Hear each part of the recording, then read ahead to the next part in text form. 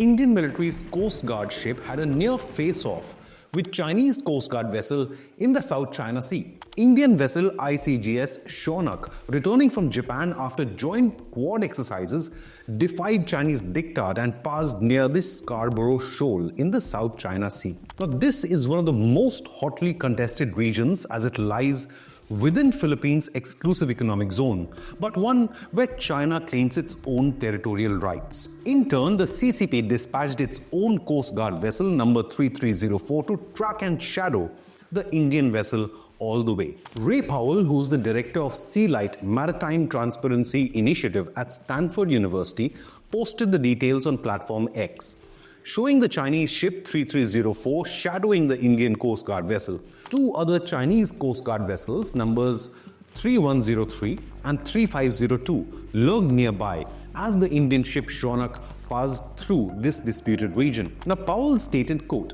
Indian Coast Guard ship ICGS Shaunak, returning from a goodwill visit to Japan, is shadowed by China Coast Guard 3304 as it passes west of Scarborough Shoal, even as monster ship CCG 5901 is engaged with Philippines Coast Guard BRP Gabriela Silang east of the shoal, unquote. China operates in grey zone in this region, posing a huge maritime threat to the entire Indo-Pacific. The Indian ship passed through Philippines EEZ after completing the first ever quad Coast Guard drills in Yokohama in Japan. The quad will also be undertaking joint patrols of the Indo-Pacific as well as carry each other's personnel on their vessels.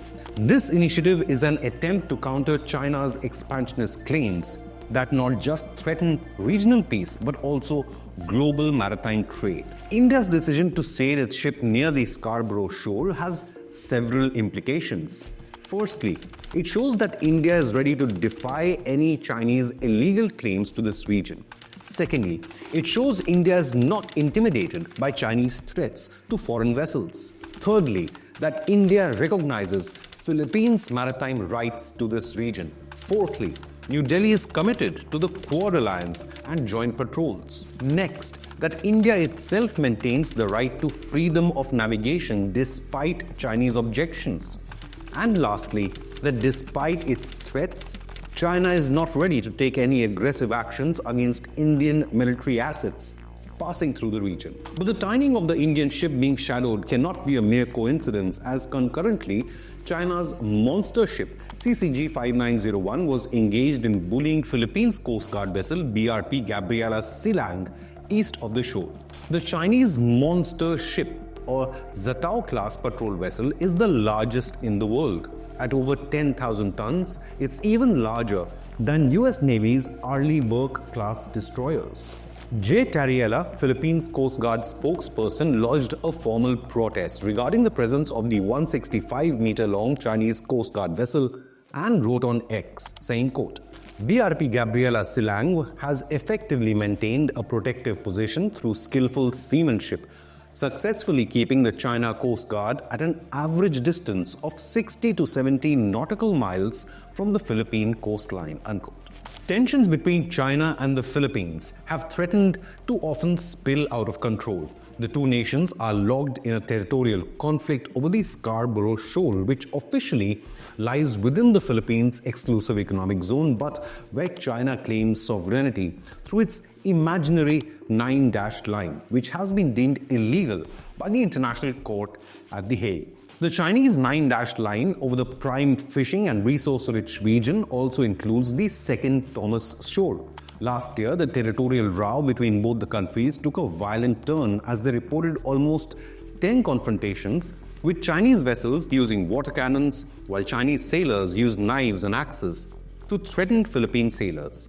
A violent fight last June saw a Philippine sailor lose his finger. Philippines President Ferdinand Marcos even alleged Chinese actions are borderline acts of war. Chinese Ministry of Foreign Affairs, however, rubbished the claims, saying its Coast Guard's patrol and law enforcement activities in the area were reasonable, lawful, and beyond reproach, unquote. CCP's salami slicing is designed for total control over the region believed to hold 11 billion barrels of untapped oil and 190 trillion cubic feet of natural gas.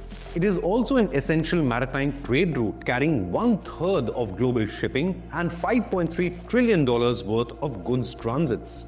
Satellite imagery only proves Chinese land reclamation and militarization in the South China Sea through its artificial islands. China has also constructed ports, military installations, and deployed fighter jets on the disputed Woody Island. But CCP's aggression is also backfiring. ASEAN nations now, including the Vietnam, the Philippines, and Indonesia, have all dared to warn China to stay away from their exclusive economic zones. And this is where India steps in. Indian and US support has emboldened ASEAN nations to stand up to Chinese bully. India's BrahMos cruise missiles are in high demand. Philippines is reportedly ready to buy 9 more batteries of these Indian missiles to guard against the Chinese threat. This will be followed by $450 million BrahMos sales to Indonesia, followed by a huge $700 million deal with Vietnam to export multiple BrahMos batteries. India is keen to help maintain the status quo in the region as Chinese actions threaten New Delhi's own economic and security interests, as well as trade with Southeast Asian nations, along with Japan and South Korea. It is also a counterpunch to Chinese Navy's increased presence in the Indian Ocean region, as well as that of its surveillance vessels and submarines. Hence, India and Quad are actively pushing for secured sea lines of communication in the Indo-Pacific. All eyes are now set on the Quad foreign ministers meeting right after Trump's oath-taking ceremony in Washington, D.C. The meeting will be attended by Foreign Minister of India, Dr. S. Jaishankar, where he will have the opportunity to meet US Secretary of State nominee Marco Rubio, a popular China hawk. So should India further enhance its strategic presence in the Indo-Pacific? Leave a comment with your opinion, hit the like button and subscribe to Inconnect News.